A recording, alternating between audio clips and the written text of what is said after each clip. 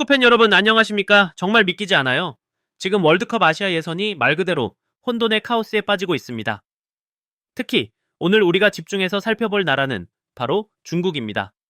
중국 축구 대표팀은 홈에서 열린 중요한 경기에서 호주에게 0대2 완패를 당했습니다. 그것도 예선 두 번 모두 지면서 완전히 무너졌습니다. 이로써 중국은 월드컵 직행은커녕 플레이오프 가능성조차 불투명해졌습니다. 그런데 이 시점에서 더 충격적인 뉴스가 전해졌습니다.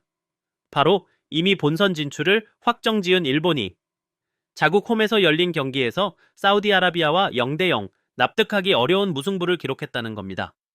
볼 점유율 78%, 슈팅 12회, 코너킥 9번. 전반적인 경기력은 완전히 일본이 압도했는데 정작 골은 단 한 점도 넣지 못했습니다. 이쯤 되면 일부러 사우디에 승점을 나눠준 것 아니냐는 의심도 피할 수 없게 됐죠. 만약 일본이 다음 경기에서 인도네시아에게까지 승점을 내주게 된다면 중국의 월드컵 꿈은 사실상 좌절될 수 있습니다. 이런 상황 속에서 우리는 다시 한번 대한민국 축구가 얼마나 안정적이고 자랑스러운지를 느낄 수 있습니다. 이 혼돈 속에서도 흔들리지 않고 철저하게 준비해온 우리 대표팀, 정말 우리의 자랑이에요. 지금부터 중국 축구가 왜 이렇게 무너졌는지, 그리고 일본의 태도가 이 지역 전체에 어떤 영향을 미칠 수 있는지 낱낱이 파헤쳐 보겠습니다. 여러분 지난 경기 보셨습니까? 중국이 홈에서 호주에게 0대2 완패를 당했습니다. 그냥 진 게 아니에요. 홈이든 원정이든 두 번 다 졌습니다. 이른바 더블 스윕, 쌍패입니다. 이건 중국 축구 입장에서 정말 굴욕적인 결과라고밖에 볼 수 없습니다. 그런데 단순히 졌구나 하고 넘어가면 안 됩니다. 숫자는 거짓말을 하지 않죠. 중국의 최근 3경기 득점은 0골, 무려 270분 동안 단 한 골도 넣지 못했습니다.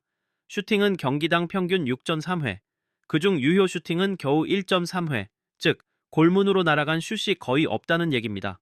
이게 지금 월드컵 본선을 노리는 대표팀의 모습입니까? 수비는 더 심각합니다. 경기당 평균 실점이 1.8점입니다.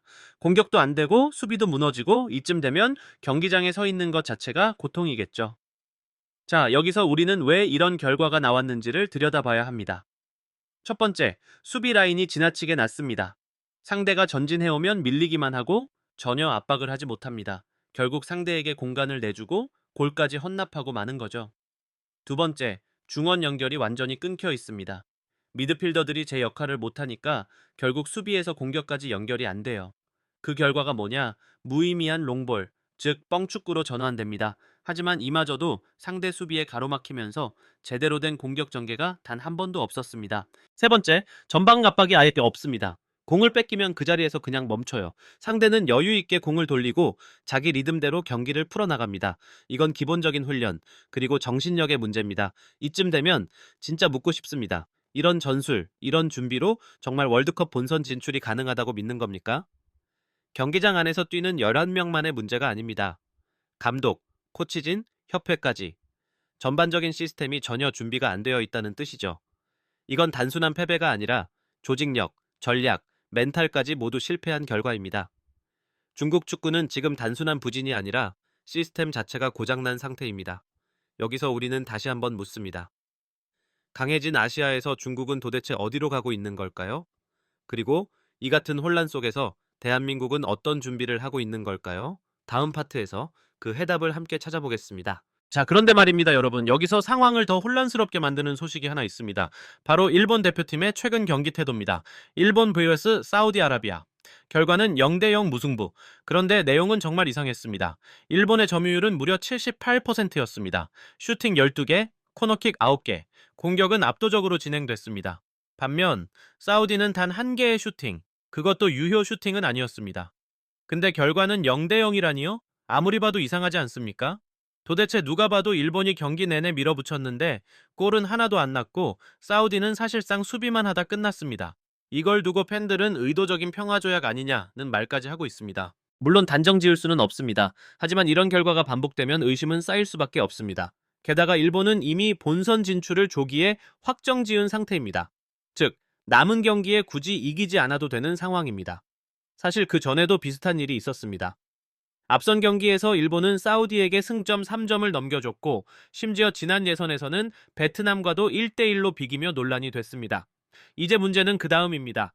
다음 경기에서 일본이 인도네시아에게 승점을 주게 된다면요? 이건 결코 그냥 넘길 수 있는 상황이 아닙니다. 왜냐? 그 시나리오가 현실이 되면 가장 큰 타격을 입는 건 다름 아닌 중국입니다.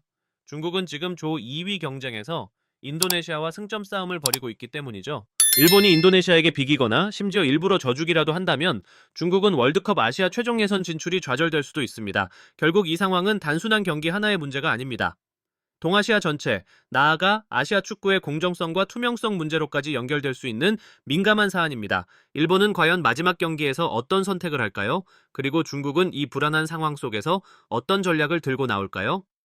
다음 파트에서는 이 불안한 시나리오의 최종 장면과 함께 대한민국 축구가 이 혼돈 속에서 어떤 길을 가고 있는지 분석해 보겠습니다. 이제 중국의 월드컵 본선행, 그 꿈이 점점 멀어지고 있습니다.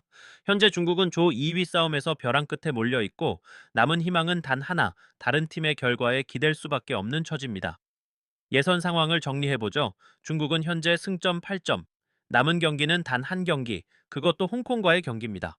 승리한다고 해도 최대 승점 11점. 문제는 경쟁팀, 바로 인도네시아입니다. 인도네시아는 현재 승점 7점, 그리고 남은 한 경기는 일본과의 경기입니다. 자, 그런데 일본은 이미 조기 본선 진출 확정, 사실상 동기부여가 없는 상태입니다.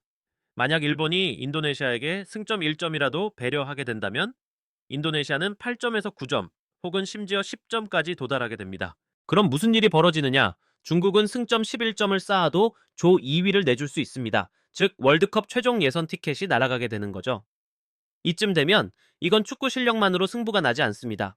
정치적 경기 운영, 외교적 암묵적 배려, 이런 요소들에 따라 한 나라의 월드컵 꿈이 좌우되는 어처구니 없는 상황입니다. 그렇다 보니 중국 내에서도 반응이 심상치 않습니다. SNS와 팬 커뮤니티에서는 벌써부터 음모론이 돌고 있습니다. 일본이 인도네시아 밀어주려고 일부러 비기는 거 아냐? 이게 바로 아시아 축구의 민낯이다. 중국 축구, 실력도 없는데 운도 없다. 이런 이야기들이 나온다는 것 자체가 이미 중국 대표팀에 대한 신뢰가 바닥이라는 증거 아닙니까? 과연 중국은 마지막 경기에서 자신들의 몫을 다할 수 있을까요? 그리고 일본은 끝까지 공정한 플레이를 보여줄 수 있을까요? 아니면 아시아 축구는 또 한 번 혼란의 소용돌이로 빨려 들어가게 될까요? 이제 월드컵 아시아 예선의 끝이 다가옵니다. 그리고 그 끝에는 정말 모두가 납득할 수 있는 결과가 기다리고 있을까요? 자, 그렇다면 우리 대한민국 대표팀은 어떻습니까? 이번 월드컵 아시아 예선에서의 성적, 그야말로 완벽에 가깝습니다.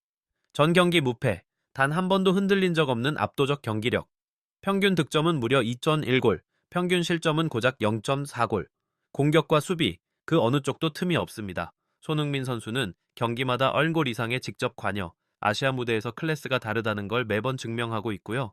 수비에서는 김민재가 상대 에이스를 완전히 봉쇄하며 리더십과 집중력, 두 마리 토끼를 모두 잡고 있습니다.